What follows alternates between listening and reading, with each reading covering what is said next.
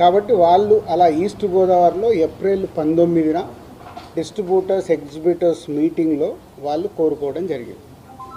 So దానికి కొందరు అక్కడ డిస్ట్రిబ్యూటర్స్ యాక్సెప్ట్ చేయలేదు. అది మాకు హైదరాబాద్కి ఇలా నిర్మాతలకి అది కమ్యూనికేట్ అవుతే ఏప్రిల్ 26 గిల్డ్ మీటింగ్ జరిగింది. గిల్డ్ మీటింగ్లో మాకు హిట్ 3 గురించి బాంబేలో రిలీజ్ ఇష్యూ ఒకటి ఉండే, సెకండ్ ఈస్ట్ గోదావరిలో ఇలా పర్సంటేజ్ విధానం కావాలని వాళ్ళు నిర్ణయం తీసుకొని ఇండైరెక్ట్గా జూన్ 1 నుంచి వాళ్ళది వర్కౌట్ అవ్వకుంటే థియేటర్లు ఇలా ఆపుతాము అని కమ్యూనికేట్ చేయడం జరిగింది. ఇది ఎవ్రీథింగ్ ఆ ఎగ్జిబిటర్స్ డిస్ట్రిబ్యూటర్స్ మధ్యలో ఈస్ట్ గోదావరిలో జరిగిన సంఘటన. అది మా గిల్డ్కి వచ్చినప్పుడు గిల్డ్లో మేము ఉన్న వర్కింగ్ కమిటీలో ఉన్న ప్రొడ్యూసర్స్ అందరం ఏమనుకున్నామంటే వాళ్ళకి ఎందుకు వర్కౌట్ అవ్వట్లేదు, వాళ్ళని ఒక 6 months వాళ్ళకు వస్తున్న రెవెన్యూలు ఏంటి, వాళ్ళకు వస్తున్న ఖర్చులు ఏంటి, ఎందుకు వర్కౌట్ అవ్వట్లేదు, వాళ్ళని స్టేట్మెంట్స్ తీసుకొని రమ్మందాము.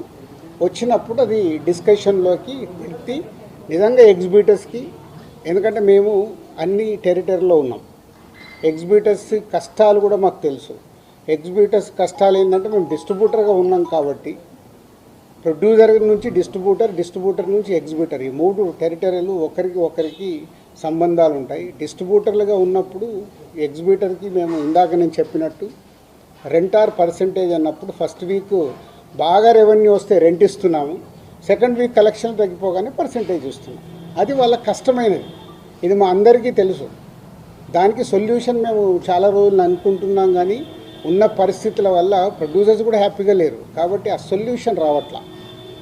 సో అలా ఏప్రిల్ 26 గిల్డ్లో జరిగిన మీటింగ్ ద్వారా ఆ డిస్కషన్ అలా కంటిన్యూ అవుతూ వాళ్ళని రమ్మని చెప్దామని అడగడం జరిగింది. సో ఇక్కడ అప్పుడు హరిహర వీరమల్లు అనే కళ్యాణ్ గారి సినిమా మే 11th అనుకుంటాను ఒక రిలీజ్ డేట్ వాళ్ళు అనౌన్స్ చేసి మేలో ఉంది.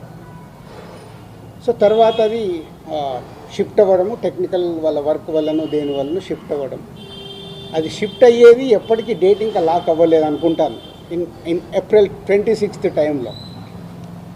తర్వాత అలా ఈస్ట్ గోదావరి నుంచి స్టార్ట్ అయింది, ఇక్కడ నైజాంకు కూడా వచ్చింది, నైజాం సింగిల్ స్క్రీన్స్లో. సో నైజాంది ఒక క్లారిటీ కోసం మీరు అందరూ మళ్ళీ నోట్ చేసుకోండి, ఫ్యూచర్కు కూడా ఉపయోగపడుతుంది. నైజాంలో సింగిల్ స్క్రీన్స్ 370 థియేటర్లు ఉంటాయి.